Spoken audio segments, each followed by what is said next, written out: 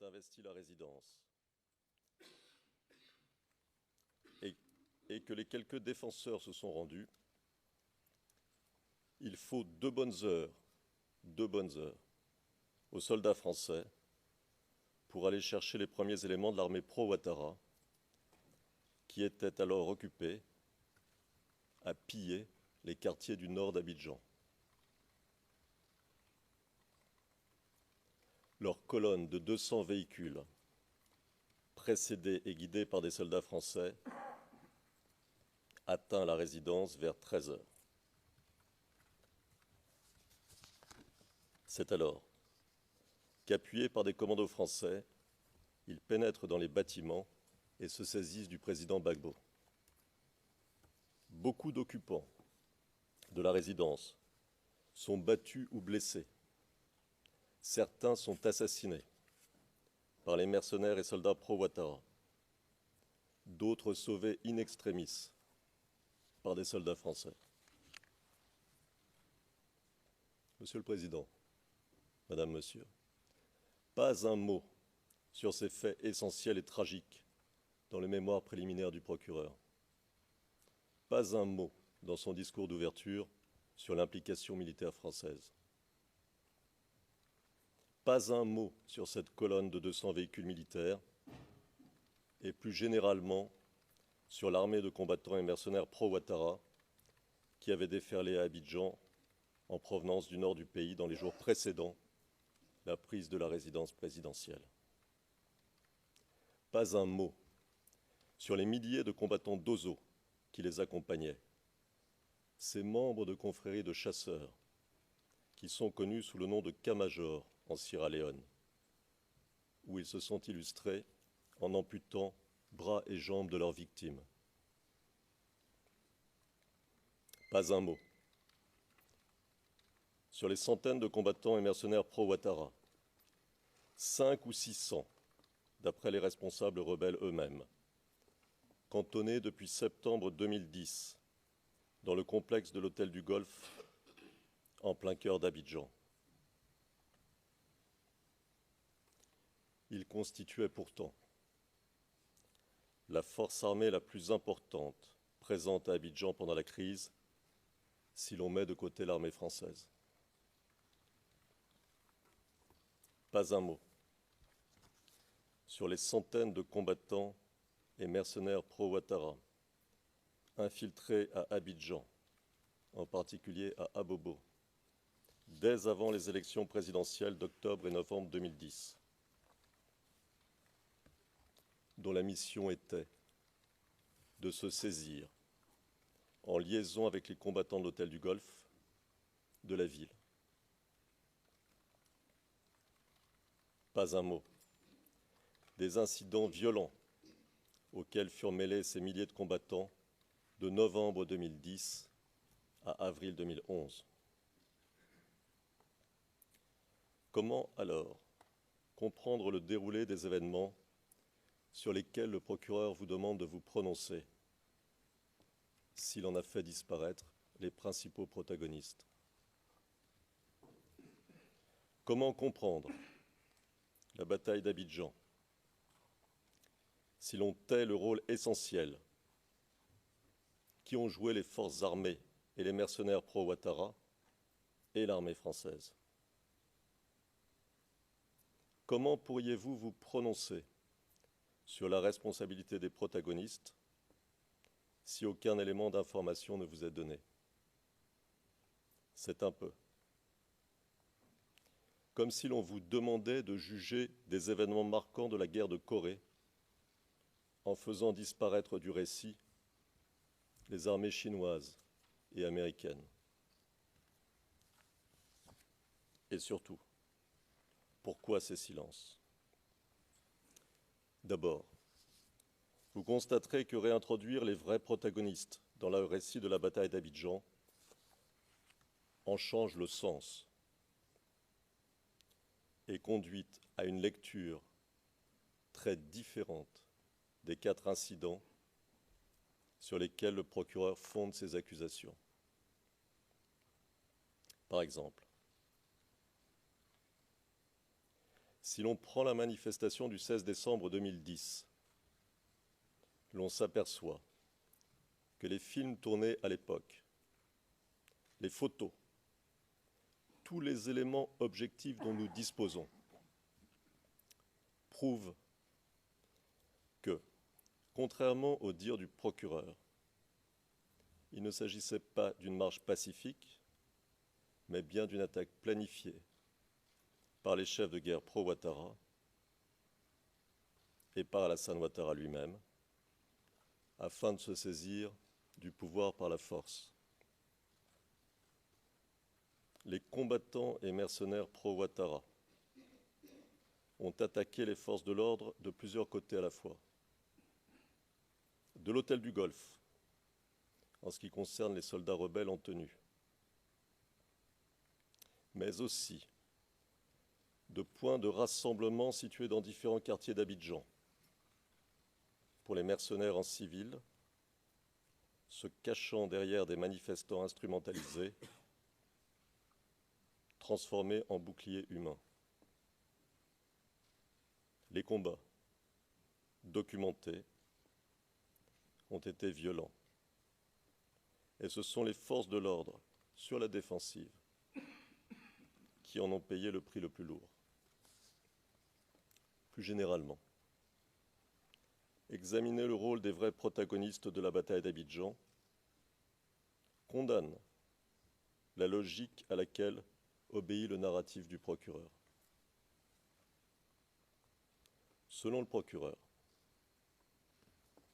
les unités de l'armée nationale ivoirienne et de la police se seraient livrées au lendemain des élections à des opérations violentes contre des civils dans le but de terroriser la population et de permettre ainsi le maintien au pouvoir du président Gbagbo. Ces opérations auraient été rendues possibles du fait, d'après le procureur, d'une prétendue solidarité ethnique liant certains responsables militaires et politiques ivoiriens.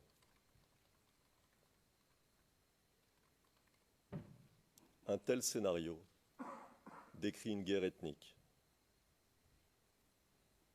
Rien de plus faux, rien de plus éloigné de la réalité ivoirienne.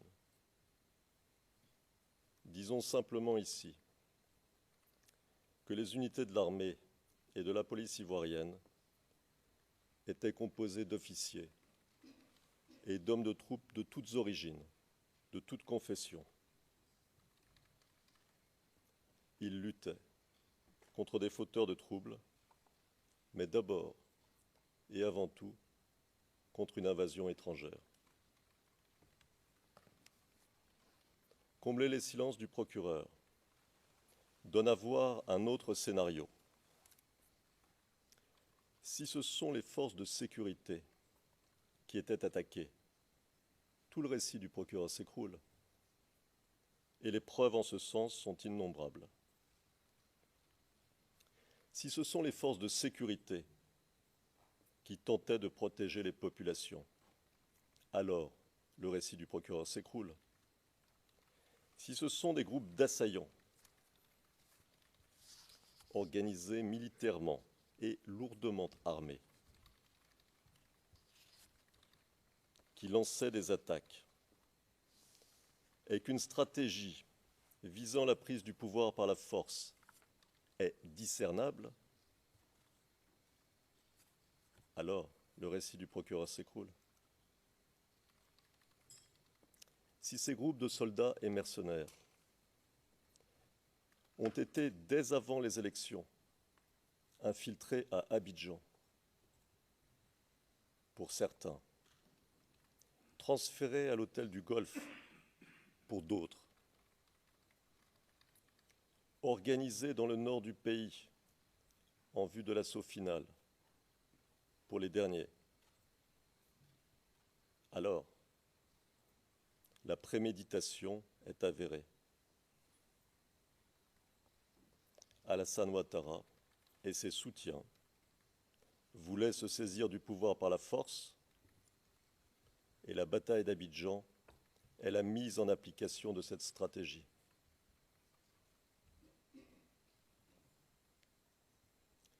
Peut-être, en les faisant disparaître du récit, veut-on faire oublier que l'armée de combattants pro-Ouattara, venue du Nord, à la fin du mois de mars 2011, avait laissé derrière elle un sillage de sang, commettant des massacres innombrables. Peut-être veut-on faire oublier qu'à leur arrivée à Abidjan, ces soldats s'étaient livrés à toutes sortes de crimes contre la population, dont des viols massifs. Peut-être veut-on faire oublier les crimes, les pillages et les viols dont s'étaient aussi rendus coupables à Abidjan, dès décembre 2010, soldats et mercenaires pro-Ouattara. Surtout, faire disparaître du récit de la bataille d'Abidjan les forces armées pro-Ouattara et les forces françaises permet d'éviter que soient posées les questions essentielles. Si l'on veut comprendre l'histoire récente de la Côte d'Ivoire, les questions relatives aux véritables donneurs d'ordre, dont les réponses vous permettraient de saisir les véritables tenants et aboutissants de la crise ivoirienne. Il est intéressant, par exemple, de savoir qu'une campagne de recrutement de mercenaires a été lancée au Burkina Faso au début de l'année 2010.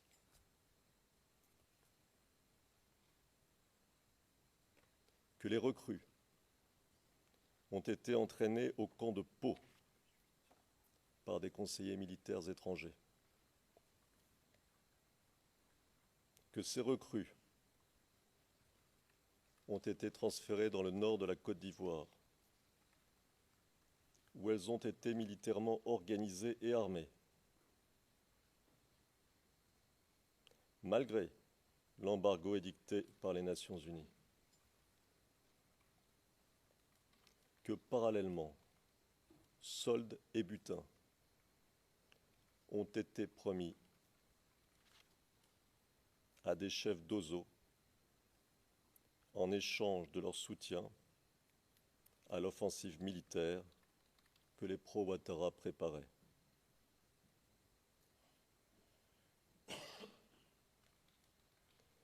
Que les plans des actions militaires ont été élaborés par les stratèges de l'hôtel du Golfe,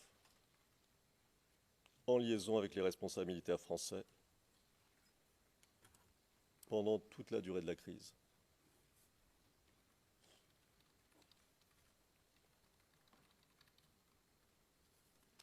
Qu'une noria d'avions militaires français a livré des armes lourdes aux combattants pro-Ouattara dans le nord de la Côte d'Ivoire en février et mars 2011, toujours en violation de l'embargo édicté par les Nations Unies. Que ce sont les forces spéciales françaises qui ont préparé et organisé l'offensive de mars 2011, nettoyant le terrain devant les forces pro-Ouattara. N'est-il pas hautement révélateur que le procureur ne compte appeler aucun témoin français, alors que seuls les responsables français de l'époque, militaires ou civils, disposent des informations nécessaires pour éclairer la Cour sur les véritables enjeux de la crise post-électorale sur la stratégie suivie par les forces pro-Ouattara afin de délégitimer le président Gbagbo et de se saisir du pouvoir par la force, et plus généralement sur les réels mobiles des différents protagonistes. Comment espérer faire comprendre à votre cour la crise post-électorale et les événements tragiques de l'époque si l'on n'appelle pas à témoigner les acteurs principaux?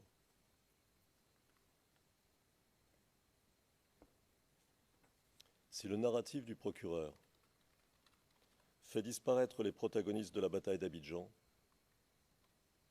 c'est qu'il répond à une logique différente de celle qui commande une enquête sérieuse et impartiale.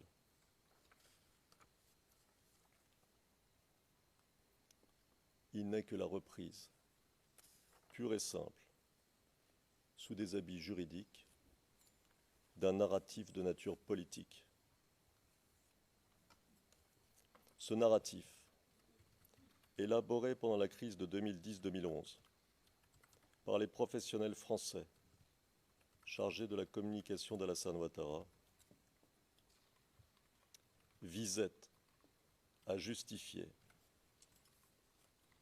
aux yeux de la communauté internationale, le recours à la force contre le président Gbagbo, alors que le résultat des élections était contesté. Les communicants d'Alassane Ouattara avaient construit deux figures opposées. D'un côté le bon et de l'autre le méchant. D'un côté le démocrate et de l'autre le despote. Toute la construction reposait donc sur un processus de démonisation du président Gbagbo. Plus on l'accusait, plus, par contraste, Alassane Ouattara paraissait être le dirigeant légitime du pays. Autrement dit, ce narratif répondait à une exigence de légitimation du nouveau pouvoir.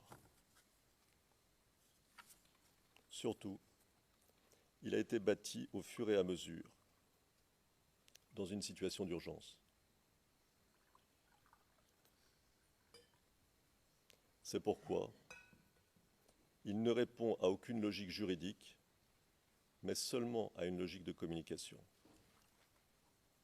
Il s'agissait de convaincre de la justesse de la cause d'Alassane Ouattara et donc de démoniser le président Gbagbo.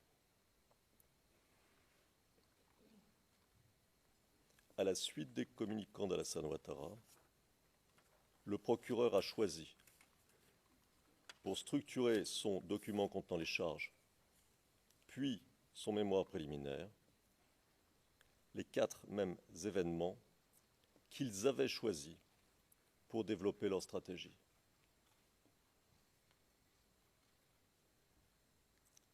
Ces événements ont constitué autant de tournants dans la crise post-électorale ivoirienne, autant d'étapes dans la délégitimation au plan international du gouvernement du président Gbagbo,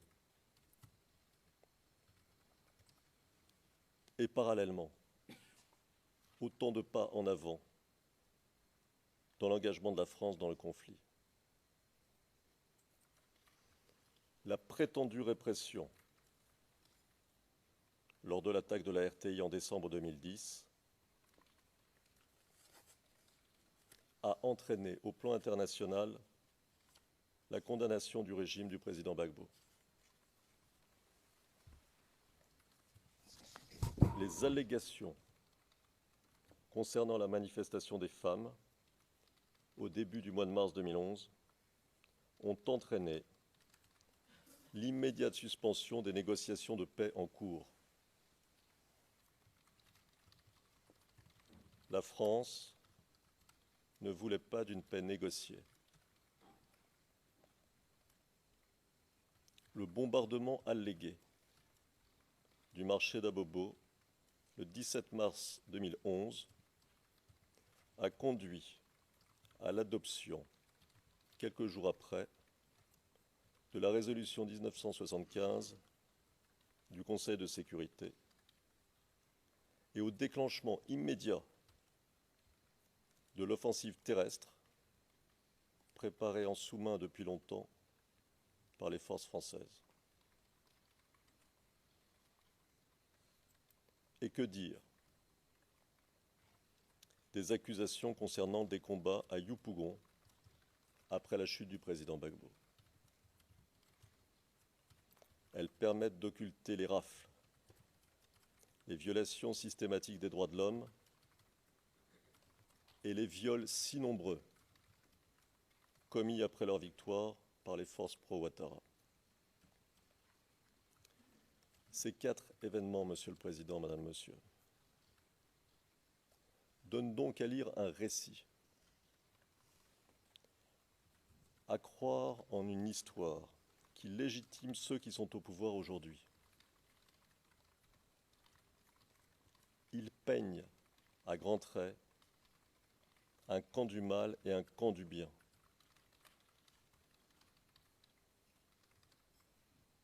De ce point de vue, ils ont donc une signification politique.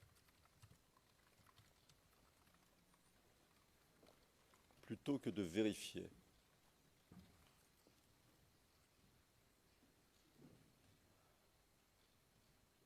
la véracité même de ce récit,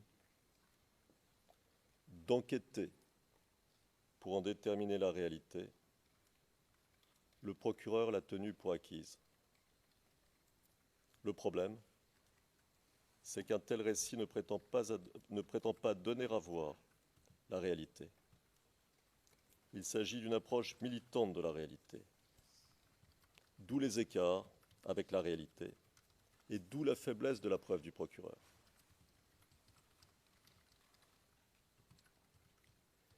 Les failles de ce scénario bancal avaient déjà été relevées par les juges de la Chambre préliminaire dans leur décision du 3 juin 2013. Ils y notaient que ce que leur présentait le procureur ne pouvait être considéré, je cite, comme le résultat d'une enquête complète et en bonne forme, et refusait de confirmer les charges. Un an plus tard, la question de la preuve du soi-disant plan commun reste entière. En juin 2014,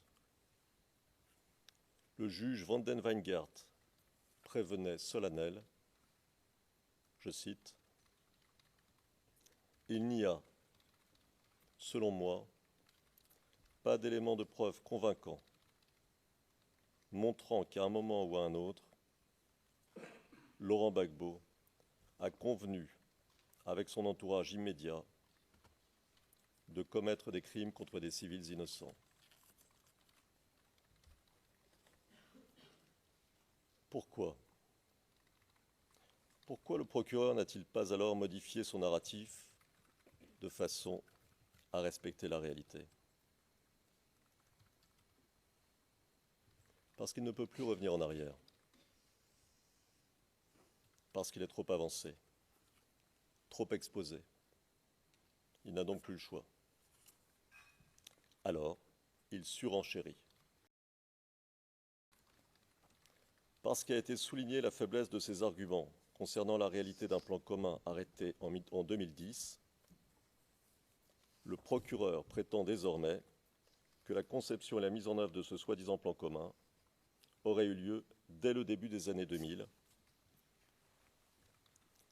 alors que tous ces efforts depuis les débuts de l'audience de confirmation des charges jusqu'en 2015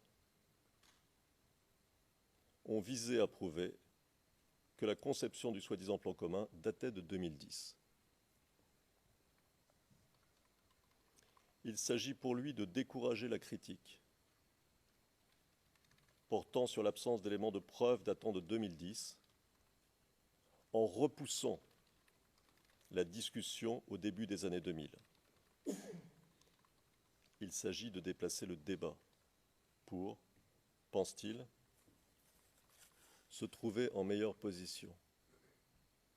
Il s'agit d'effacer les traces d'une argumentation peu convaincante. La nouvelle théorie tient encore moins que la précédente.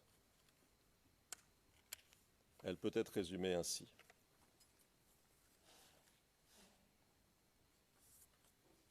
Le président Gbagbo et ses proches, dont vous noterez que le procureur ne donne jamais une liste précise, auraient constitué un groupe partageant les mêmes objectifs et, agissant de concert, auraient confisqué le pouvoir dès le début des années 2000. Pour le garder, ils auraient mis en œuvre une politique d'intimidation de l'opposition. Lorsqu'il déroule cet argumentaire, le procureur empile contre-vérité sur contre-vérité. Qu'il nous suffise de rappeler ici que, dès son élection, le président Gbagbo n'a eu de cesse de réunir autour de lui les Ivoiriens et leurs représentants pour que les décisions cruciales quant à l'avenir du pays soient prises d'un commun accord. L'union était pour lui la condition d'un avenir commun, la condition de la construction d'un véritable État démocratique, la condition du renforcement des institutions. De son élection à sa chute, pas un gouvernement qui n'ait compté des ministres de l'opposition politique, et même des ministres issus de la rébellion armée à partir de mars 2003. Par exemple, l'une des figures les plus importantes de la rébellion, Guillaume Soro, a été nommé Premier ministre en 2007.